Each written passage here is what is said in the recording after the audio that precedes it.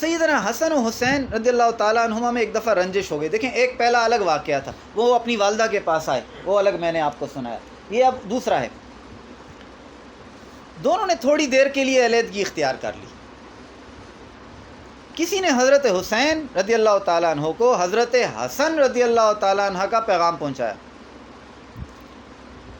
میں اس سے پہلے بیان کر چکا ہوں کہ نبی علیہ السلام کے وصال کے موقع پر حضرت حسن کی عمر 8 سال ہے، حضرت حسین کی عمر 7 سال ہے.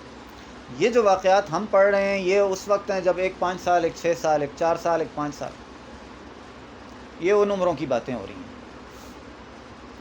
حضرت حسین کو حضرت حسن کا پیغام، ایک 5 سال کا، ایک 4 سال کا پیغام آیا. جی اگر میرا چھوٹا بھائی میرے پاس معذرت کرنے آ جائے تو میں فوراً صلح کر لوں گا.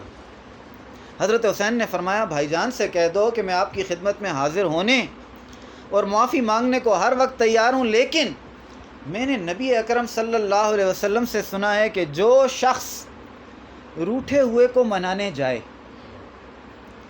اور معافی مانگنے میں سبقت کرے، سن رہے ہیں، جو شخص روٹھے ہوئے کو منانے جائے اور معافی مانگنے میں سبقت کرے وہ معافی دینے والے سے پہلے جنت میں جائے گا.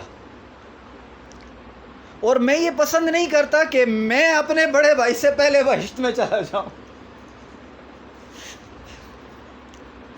اس لیے بہتر یہی ہے کہ آپ اپنا مرتبہ بڑھانے اور مجھ سے پہلے جنت میں جانے کے لیے خود میرے پاس تشریف لے آئے اور میری دل جوئی فرمائے. حضرت حسن نے یہ پیغام سنا تو بہت ہنسے اور فوراً حضرت حسین کے پاس آ کر ان کی دلداری کرنے لگے. اس کو تاریخ مدینہ و دمشق میں ابن عساکر لے کر آئے، جلد نمبر 7 صفحہ 129.